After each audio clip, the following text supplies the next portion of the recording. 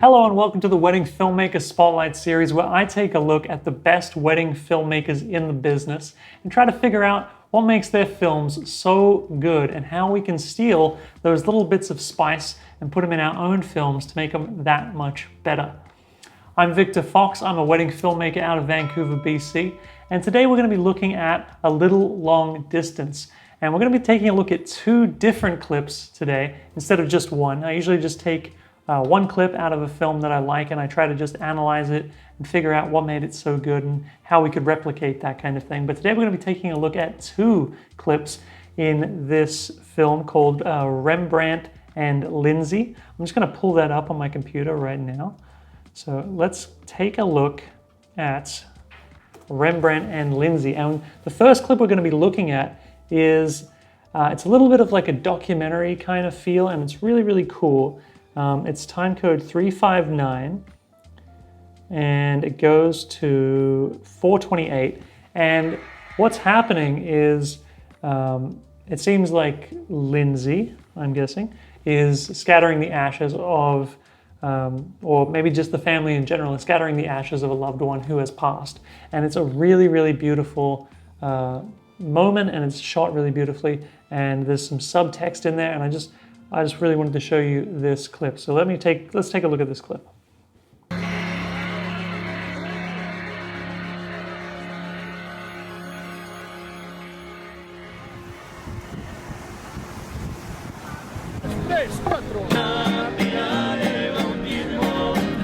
We have like just a little bit of ashes, so we were just maybe gonna do it like just somewhere by the ocean. But it's special because we haven't exactly like laid him to rest yet. I think one of his like last wishes was to be here.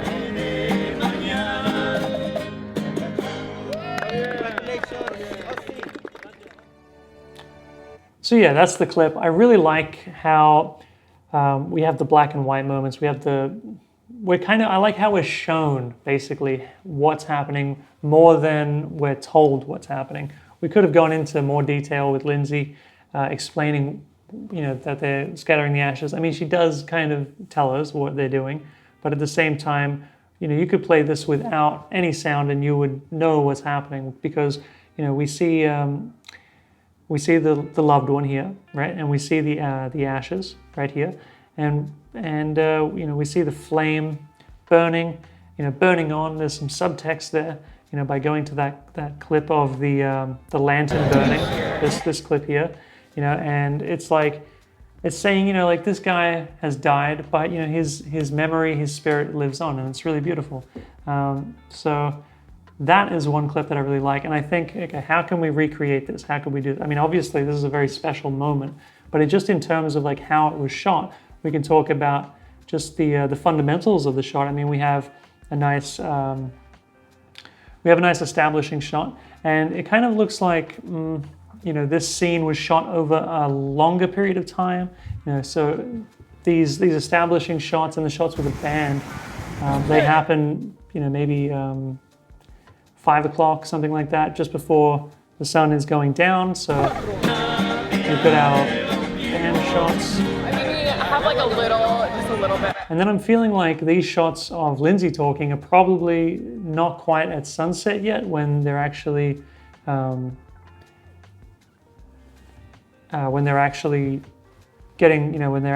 the ashes. It's either that, because it's in black and white, and I wonder, okay, why is it in black and white? Is it just a stylistic thing, or are we trying to cover up something? So we can see here that this clip here of them, of this woman, maybe that's her mother or something, is scattering the ashes. You can see it is a little bit noisy. So my feeling is that, so you can see that this is the during the day section, and that's very clean still. We have like just a little bit. And this looks pretty similar. So I'm thinking that the black and white is purely for aesthetic reasons. Ashes, so we were just maybe gonna do it like... Yeah, because, I mean, these darker shots, they are getting a bit noisy, but I don't think that the black and white is because of that. I think the black and white was more this kind of time. And I mean, maybe it was more to just match the footage. You know, she's talking about the ashes, and if the ashes, she's talking about it at this point, but the actual footage is more like this kind of level of brightness. I'm feeling like maybe the filmmakers were thinking, well, it might match better if we didn't see her talking about it during the day and then they were doing it at night. Kind of makes it feel like it's a little bit more connected to that time period. Okay, so that was the scene with the ashes that I wanted to show you. The next scene I want to show you is, it's time code 428, so we can just skip ahead. It's the very next scene in this film. So I'll just play it for you and then we'll talk about it.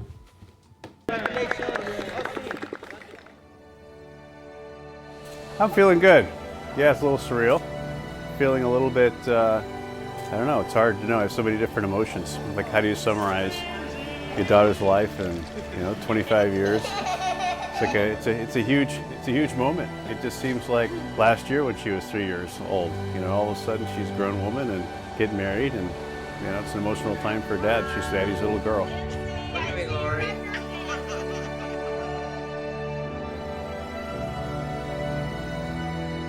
Oh, he looks so beautiful. Oh, what a special day. You can't believe it.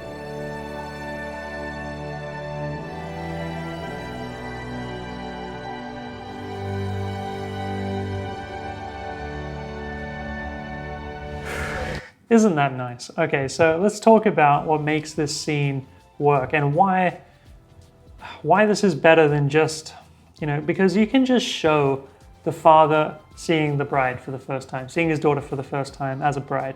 You can just show that, and that's fine, and that can be really an emotional thing, but setting it up beforehand, like making us want to see that, is always going to be more powerful. That's kind of, if we go back to a few videos ago, I was talking about how interviews can really let you get to know the couple a little bit more and kind of build anticipation for the payoff, which is the vows and the kiss and the reception. So this is kind of the same thing, we're making the audience wait for the payoff, which is his reaction to seeing his daughter as a bride. We're gonna ask him some leading questions like, how are you feeling? Like, why, how does it feel, to be giving your daughter away, that kind of thing, right? And we're getting his responses that are really putting us in his mind, getting us ready for that reveal. And let's talk about the archival footage. Obviously, including these pictures of him with his daughter when she was a young girl are definitely going to build kind of like an instant connection with this guy. We're going to start feeling like we're looking into his past, basically. We're seeing that relationship and how it has developed in some sense over time. So we're definitely going to connect with this character a lot more than if we just had this father figure who just kind of appears. He has no dialogue. He has no we don't know him. So I'm saying if we had not had this sequence, we would just have a father who's having an emotional reaction. It's like, why do I care?